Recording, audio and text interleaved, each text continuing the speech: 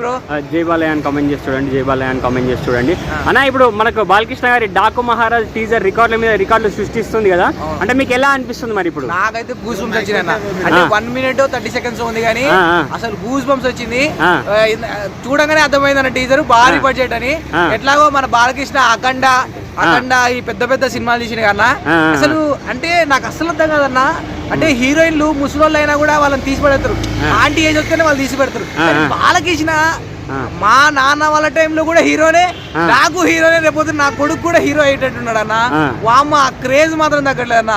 నిజంగా ఆ entry scene మన థియేటర్ లో చూసిన టీజర్ వేశారు, అసలు సౌండ్ వినిపిస్తే ఒట్టు జై బాలయ్య జై బాలయ్య జై బాలయ్య.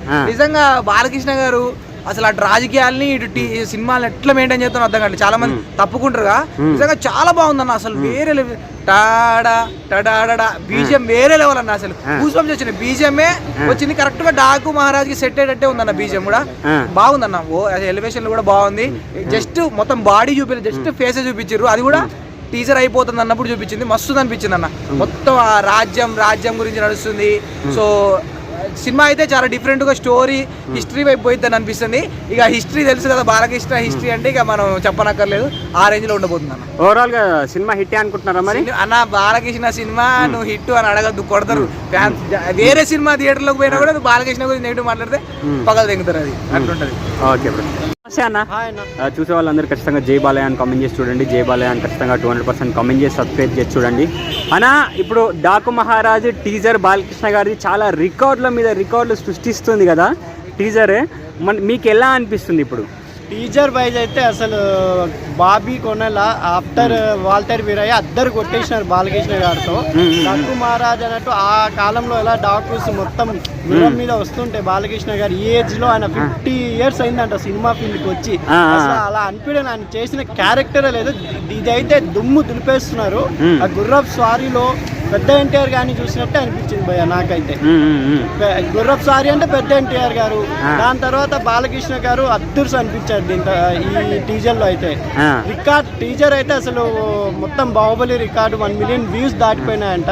ఇంకా టైలర్ ఇంకా సంక్రాంతికి ఫీస్టే వచ్చే 3 సినిమాలు కూడా చాలా బాగుంటాయని నా అభిప్రాయం. ఇప్పుడు ఎడారిలో బాలకృష్ణ గారు గుర్రం మీద స్వారీ చేయడం ఇదంతా చూస్తుంటే మీకు ఎలా అనిపిస్తుంది? అదే 80s 70s 60s లో డాక్టర్స్ ఉంటారంట. మనం గబ్బర్ సింగ్ అంటే అదే షోలే మూవీ చూసారా, గబ్బర్ సింగ్ అంటే గుర్రం మీద వస్తే చాలా మంది భయపడేవాళ్ళు పిల్లోళ్ళు కూడా.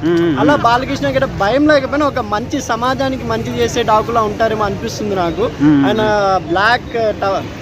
బ్లాక్ కటన్ తో చూసుకొని మొత్తం కుంకుమ అలా బొట్టు పెట్టుకొని అదృష్టం అనిపించింది నాకైతే.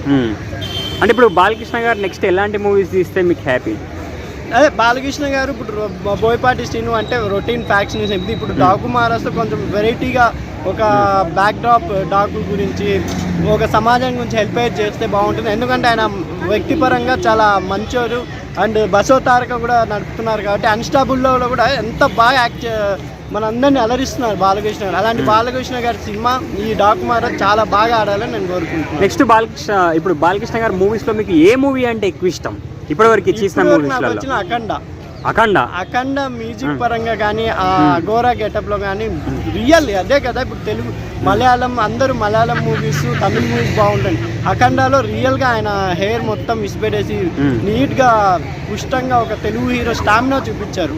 అమెరికాలో బాక్సులు బద్దలైనాయంటే ఎవరైనా కలెక్షన్ గా బద్దలు కొడతారు, మ్యూజిక్ తోనే బద్దలు కొడతారు. బాలకృష్ణ గారు కలెక్షన్ ప్లస్ మ్యూజిక్ పరంగా బద్దలు కొడతారు కాబట్టి అఖండ నాకు ఇష్టం. 1 word లో బాలయ్య గారి గురించి చెప్పాలనుకుంటే ఏమని చెప్తారు? This solo heart man. ఆయన చాలా చిన్న పిల్లల మనస్తత్వంతో కలిగిన మంచి వ్యక్తి. అలాగే కోపం వస్తే దబిడెబుడు ఎదురోడికి. ఆయన ఎదురెళ్ళిన ఎవరైనా వాళ్ళకే రిస్క్, ఆయన ఎదురెళ్ళినా ఆయనకే రిస్క్, వాళ్ళకే రిస్క్. బాలకృష్ణ గారి సినిమా ఇది కంపల్సరీ బ్లాక్ బస్టర్ అవుతుంది, గేమ్ చేంజర్ తో పాటు. ఓకే.